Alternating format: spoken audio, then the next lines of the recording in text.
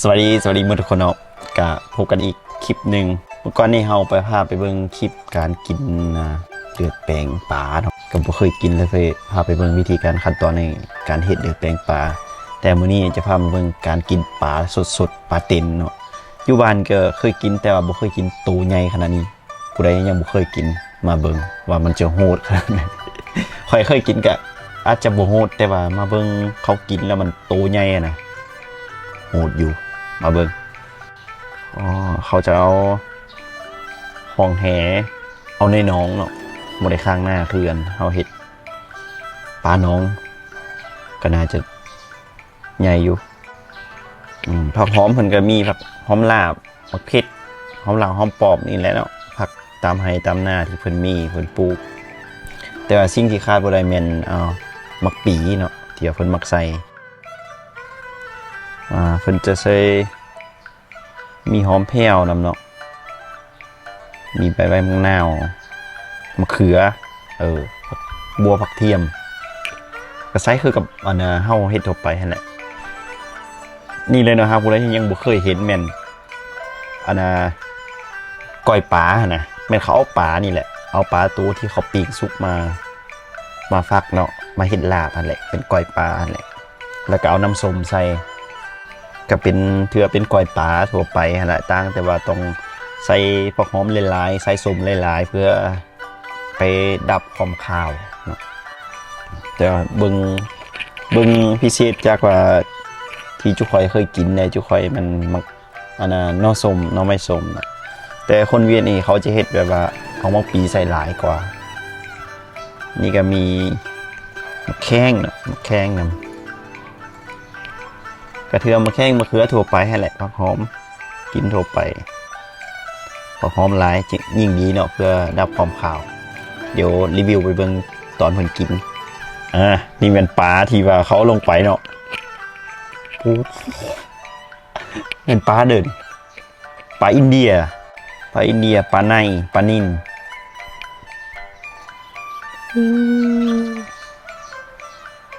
โหดใหญ่เลยโอ้โหดใหญ่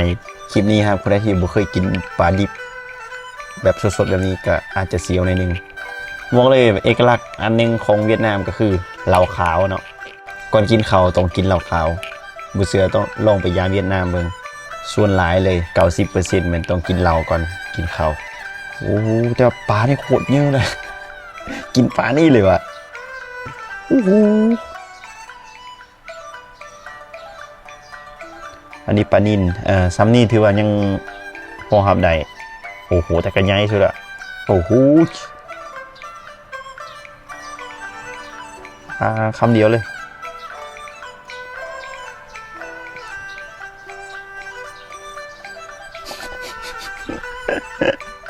โอ้อันนี้ปลาอินเดียนะอยู่บ้านปลาอินเดียมันจะคล้ายๆคือปลากินยาที่เขากินเอาเลือดมาแต่ว่าปลานี่จะน้อยกว่า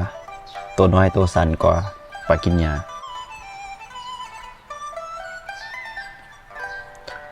กัดหัวมันเลยอ่ะตัวใหญ่กัดหัวมันเลย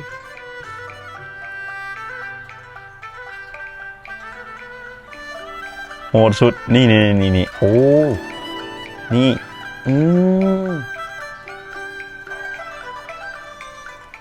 ปะเอาไว้ก่อนอย่าหัวมันแล้วปัดตัวมันไว้ก่อน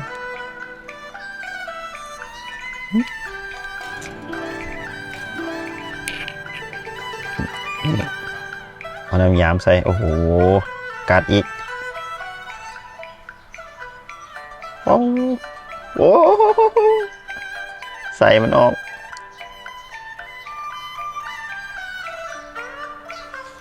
โอ้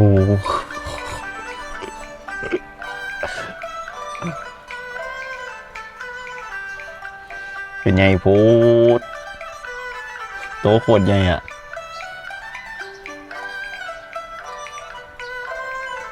ต้องกินเหล้าขาวฉันกินเบียร์มันสิบ่ดับกินข้าวได้ อีเบอร์นี้โอ้ยนี่กินลองลองกินหางมาเอาไอ้โอ้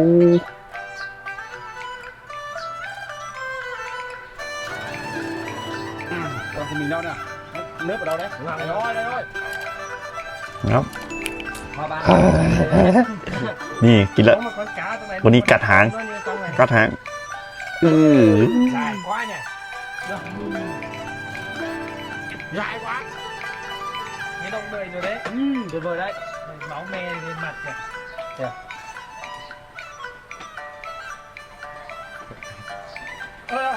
โหสุดเคยกินตัวนี้น้อยตัวประมาณนี้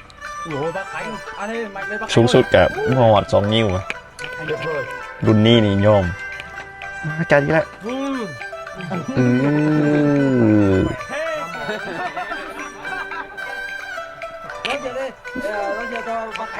โหดอ่ะxem đời là hốt lên hơi trọt rồi con cá chép kìa ai lấy con cá chép kia luôn kìa luôn có cá nhá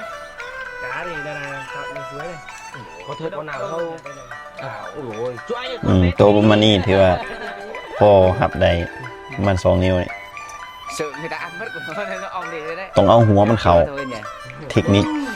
เอาหัวมันเข้าแล้วก็ยำหัวมันก่อนให้มันตาย ong đi đâu đấy vừa với em vừa đúng không ngon nhất đúng không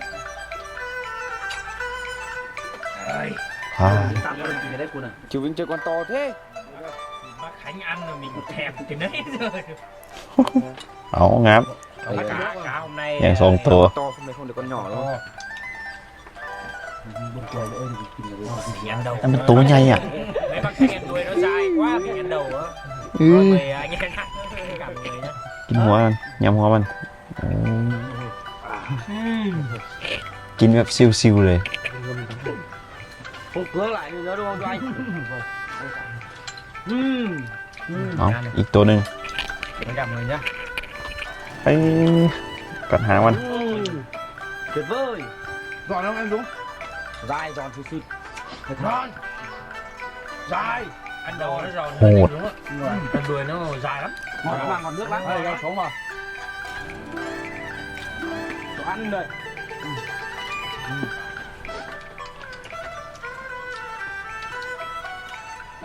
thôi đả tiếp nữa thôi còn mình cũng đả thôi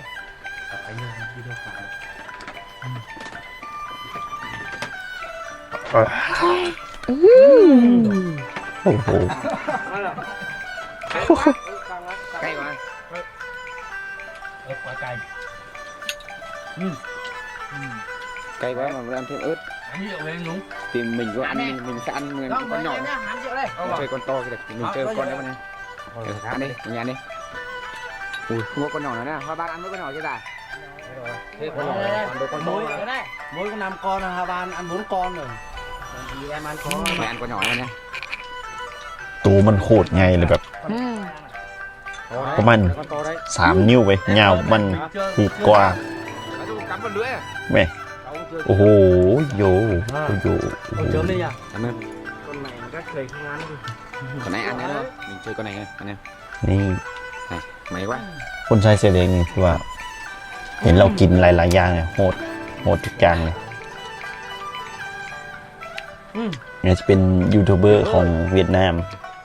ที่อยู่เวียดนามที่เขาเจ้าเฮ็ดสายกินแบบแปลกๆอ่ะนะกินโหด anh Khánh sắp hết ra ๆคนบ่เคยเห็นกินก็จะแปลกโอ้โหขนาดข่อยเคยเห็นข่อยก็เคยกินในตัวน้อยๆนะกินปลาเต็มหวาน không cắn được à แต่เห็นเขากินนี่โอ้โหยอมเลย thái ra em ăn với nhá em ăn với nhá giờ không cắn được thầy quá anh Khánh ạ โอ้โห anh Vinh ăn đi kiểu ăn bánh rán đi cho anh nhé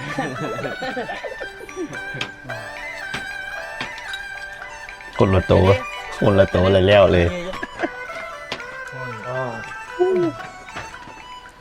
dai nhưng mà nó ngọt bác Khánh ạ con to thực ngon thôi nha มีหง làm gì cho anh Ôi, cái này nó thớ cái này càng quá không ăn được này này. Rồi chú bỏ ra. xương nhiều quá Nhiều quá. Đấy. Ai. เอาเกล็ดมันออก Tiến ơi. เอากลางมันออก Tiến đây. ใส่กินยาง Rượu hàm chị nào. Có rượu đi. Rượu. Đây. Hàm đi. Hàm nhiều hết rồi Nào hàm rượu vào đây anh em ơi. เอาเบิ่งเพิ่นเฮ็ดโอ้โหเพิ่นเอาเข็ดออกเลยเอากลางเอาละ Con đi. ทอนหางมันเนาะ Đấy. อืม Thôi bắt đầu mở màn thì mình hám rượu cho đây. Nào. Ok. Từ đó. Tặng mình nhà mình. Làm miếng này á. เอาละครับ อืม Đợi ông đợi cả nhóm đợi mới ông ấy. อืมโอ้โห Rồi lên. Rồi ok. Hám rượu vào. โหด Đang nói thế này. Xuống ăn. Ăn là sướng. Con này là con gì? Ăn đây. Con rái cá nha. ăn như con rái cá đúng không Không phải đâu mình đợi hoa ban thái về để mình ăn lâu quá nhanh lên nào một tay không cắn được nhìn có vẻ là dai quá đây สามปลาเมื่อกี้มืดเลย không được Rồi anh ơi. Con Mình sắp lật hết rồi đấy.ใครจะให้con đấy ra คนละโตแล้วเลย โอ้ยจ๋า đây ở khu ở anh em một mình là ăn rất là ngon các bạn nhá ăn được ấy chứ không phải là anh em mình ăn cố ăn tiếp đâu Ăn này hết Ăn con cực này. ngon luôn. Chắc là cũng no đấy. Mình nó con to mà nó Mỗi người là 2-3 con no mà.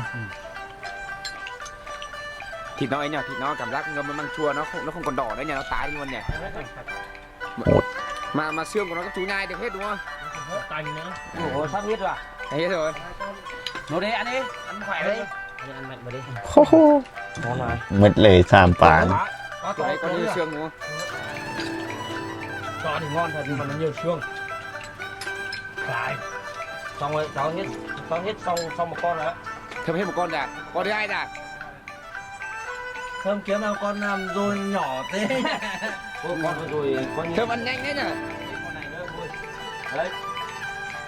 Đâu hết con gì con mà mải ăn từng miếng một cháu lớp luôn gấp đôi luôn mà 2 lỏ luôn mà. Chúng đớp luôn đến nhanh thôi chú hung vậy. Sắp hết đấy còn hai miếng thôi. Cháu hết rồi. ปลาตัวสุดท้าย Đây. Cho vào đây nhá. Đây cho anh ơi, con thứ hai của cháu này. Thơm ăn nhìn nhanh đấy. Con này không ai ăn à? Con này nhiều xương quá. Cháu ơi. โอ้ซ้ำเหรออืม đây đây nha bây giờ là mình mới ăn ngon này hoa ban thái ra này nhưng mà mọi người bảo là thái ra nó không Chỉ buồn là không. nhạt mất nhưng mà bọn mình thì chỉ ăn cái này là bởi vì một tay Một cả kín rồi này. dai. Hoa ban cũng không cắn được con to như mọi người đúng không Em răng em bị sâu. Cảm ơn anh gì nữa. Răng. Công nhận hôm nay đã rồi cho anh ạ. Ngon nhá. Tao gọi hôm nay. Thế em hợp với tuyệt vời bạn ạ ตัด ปันตอนกัน ปันคนละตอน thế là โอ้ thế sạch rồi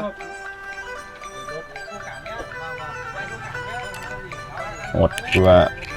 เป็นการกินที่สุดยอดเนาะเราบ่เคยเห็นกินปลาตีนมาก่อนก็อาจจะโหดค่อยเคยเห็นกินแล้วค่อยก็เคยกินปลาน้อยๆแต่มาเห็นกินปลาใหญ่ขนาดนี้ค่อยก็เสียวคือเดียว อ่ะเดี๋ยวพบกันใหม่คลิปหน้าเบิ่งคลิปหน้าจะพามาเบิ่งคลิปโหดๆอันเด้อติดตามหนึ่งเดียวเนาะ bụng thì ai đen แต่คลิปนี้นี่ bụng thì bỏ ra ศพไปสอบกินสมก่อนบ่ได้โหด